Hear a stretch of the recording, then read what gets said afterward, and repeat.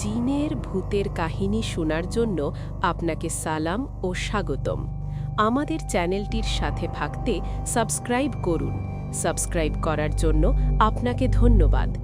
যাই হোক, ভূতের কাহিনীটি শুরু করা যাক।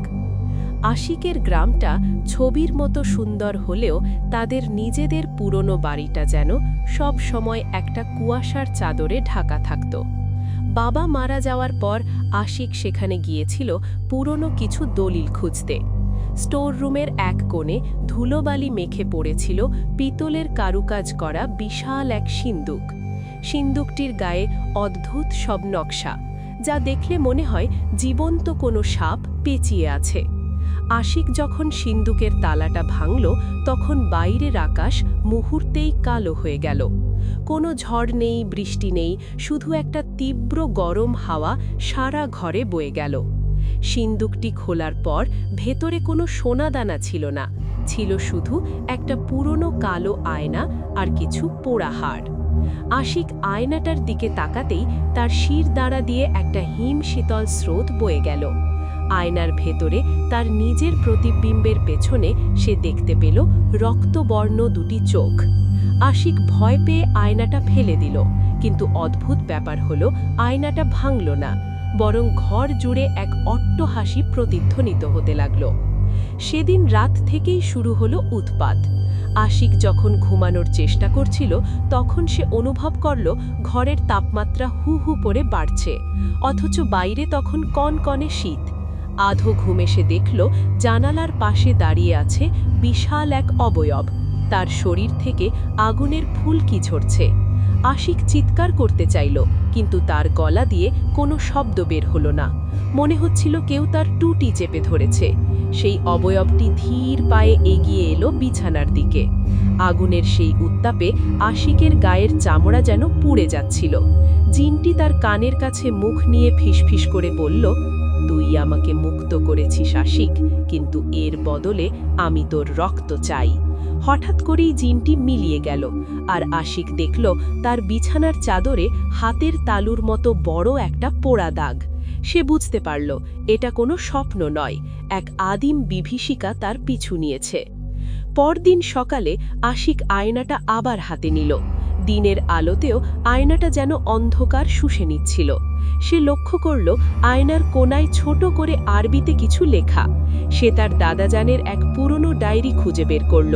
সেখানে জিনের উপদ্রব থেকে বাঁচার কিছু টোটকা লেখা ছিল। ডায়েরি পড়তে পড়তে সে শিউরে উঠল। তার পরদাদা একজন বড় তান্ত্রিক ছিলেন, যিনি ইফরিত প্রজাতির এক অবয়বকে এই আয়নায় বন্দী করেছিলেন। শর্ত ছিল, এই সিন্দুক যদি কোনোদিন বংশের কেউ খোলে, তবে সেই জিনটি মুক্তি পাবে এবং তার মুক্তিদাতার শরীর দখল করবে। আশিক আয়নার দিকে তাকাতেই দেখল তার নিজের চোখের মণি দুটো ধীরে ধীরে লাল হয়ে যাচ্ছে। আয়নার ভেতরের জিনটি এখন আর বাইরে নেই, সে যেন আশিকের শরীরের ভেতরেই জায়গা করে নিতে চাইছে। আশিক আয়নাটা আঁচড়ে ভাঙার চেষ্টা করল, কিন্তু হাত তুলতেই তার হাতটা অবশ হয়ে গেল। আশিকের চোখের লাল আভা আর কাটছে না। সে আয়নার সামনে দাঁড়িয়ে নিজের দিকে তাকালে নিজেকে চিনতে পারে না। গ্রামের এক প্রতিবেশী করিম চাচা সকালে বাড়িতে এসেছিলেন দুধ দিতে। আশিকের দিকে তাকিয়ে তিনি আঁতকে উঠলেন। তিনি বিড়বিড় করে বললেন, তোর চোখে তো মানুষের দৃষ্টি নেই রে বাজান। আশিক কিছু বলল না, শুধু স্থির দৃষ্টিতে তার দিকে তাকিয়ে থাকল। করিম চাচা বাড়ি থেকে বের হওয়ার 10 মিনিটের মাথায় খবর এলো রাস্তার মোড়ে তিনি জ্ঞান হারিয়েছেন এবং তার শরীরের অনেকটা অংশ কোনো কারণ ছাড়াই পুড়ে ঝলসানো। গ্রামে কানাঘুষো শুরু হলো। আশিকের ওপর কোনো বড় ধরনের আছড় হয়েছে। আশিক নিজেও বুঝতে পারছে তার শরীরের ভেতর অন্য কেউ কথা বলছে। তার চিন্তাগুলো এখন আর তার নিজের নয়। এক প্রবল ধ্বংসাত্মক প্রবৃত্তি তাকে গ্রাস করছে। বাড়ির পুরনো কুয়োতলার থেকে প্রতি রাতে এখন কান্নার শব্দ শোনা যায়। আশিক রাতে একা একা সেই কুয়োর পাড়ে গিয়ে বসে থাকে। কুয়োর গভীর থেকে উঠে আসে এক পচা গন্ধ। একদিন টর্চ মারতেই সে দেখল কুয়োর জলের উপর ভেসে আছে অজস্র মৃত বাদুড়। জিনের উপস্থিতিতে পশু পাখিরা অস্থির হয়ে উঠেছে। আশিক অনুভব করল তার হাত পায়ের নখগুলো অস্বাভাবিক লম্বা আর ধারালো হয়ে যাচ্ছে।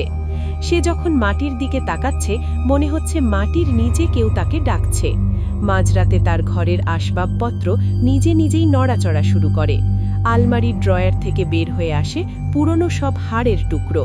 আশিক এক অদ্ভুত ঘোরের মধ্যে দিন কাটাচ্ছে।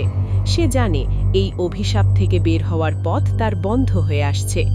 গ্রামের প্রবীণ ওঝা রহমতুল্লাহ একদিন আশিকের দরজায় কড়া নাড়লেন। তিনি ভেতরে না ঢুকে বাইরে থেকেই বললেন, আশিক, তুই যা জাগিয়েছিস তা থামানোর ক্ষমতা তোর নেই। সিন্দুকের ভেতরে শুধু আয়না ছিল না, ছিল তোর বংশের পাপ। রহমতুল্লাহ তাকে একটি তাবিজ দিতে চাইলেন, কিন্তু আশিক যখন সেই তাবিজের দিকে হাত বাড়ালো তার হাত থেকে আগুনের হলকা বের হয়ে তাবিজটি পুড়িয়ে ছাই হয়ে গেল।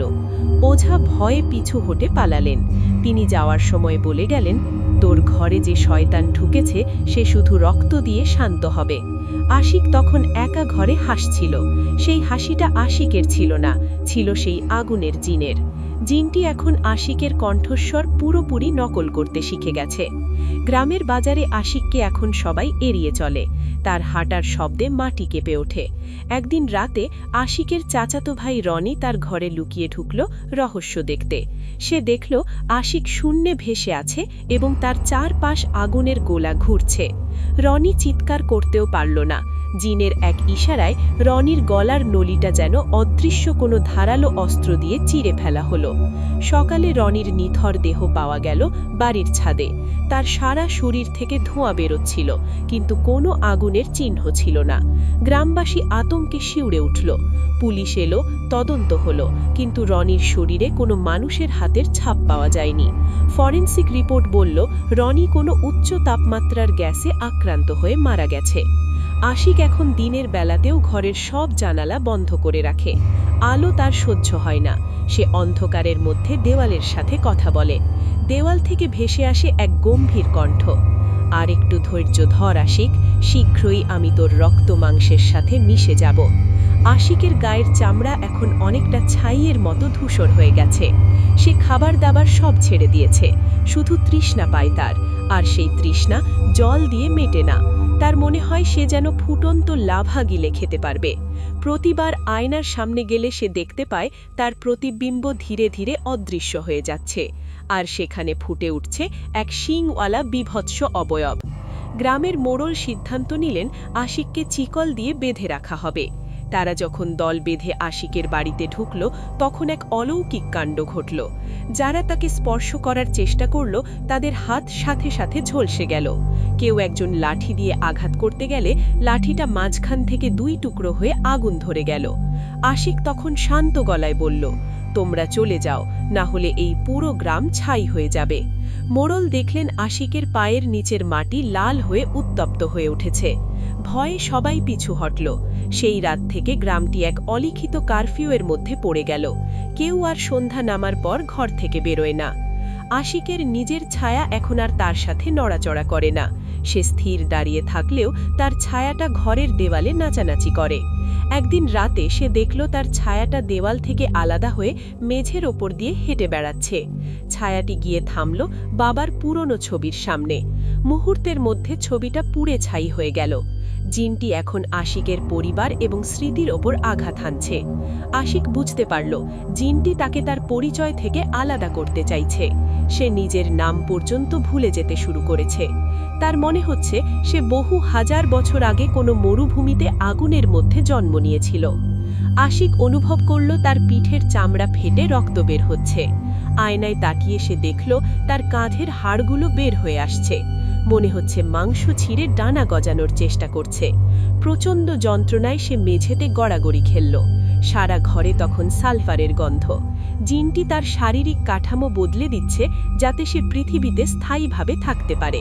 আশিকের কণ্ঠস্বর এখন আর মানুষের মতো নয়, বরং অনেকগুলো গম্ভীর কণ্ঠের মিশ্রণ। সে যখন চিৎকার করছে তখন জানালার কাঁচগুলো চুরমার হয়ে যাচ্ছে। তার শরীরের প্রতিটি লোমকূশ থেকে আগুনের আভা বের হচ্ছে। গ্রামের মানুষ সিদ্ধান্ত নিল আশিকের বাড়ি ঘেরাও করা হবে। তাদের বিশ্বাস আশিক ডাইনি বিদ্যায় মেতেছে। মশাল নিয়ে 100 মানুষ মাঝরাতে যখন বাড়ির গেটে এলো, তখন এক অভাবনীয় ঘটনা ঘটল। আকাশ থেকে বৃষ্টির বদলে আগুনের ছোট ছোট গোল্লা পড়তে লাগল। মানুষের মশালগুলো নিজে থেকেই নিভে গেল। অন্ধকার চিরে আশিকের অট্টহাসি সারা গ্রামে প্রতিধ্বনিত হল। মানুষগুলো ভয়ে যে যেদিকে পারল পালালো। অনেকে দাবি করল তারা আশিকের বাড়ির ছাদে এক বিশাল কালো ডানাওয়ালা প্রাণীকে উড়তে দেখেছে। গ্রামটি ধীরে ধীরে পরিত্যক্ত হতে শুরু করল। আশিক দাদাজানের ডায়েরির বাকি অংশটা কোনো মতে পড়তে পারল। সেখানে লেখা ছিল 17 শতকে তাদের এক পূর্বপুরুষ এই ইফরিত জিনকে দিয়ে নিজের শত্রুদের হত্যা করিয়েছিলেন।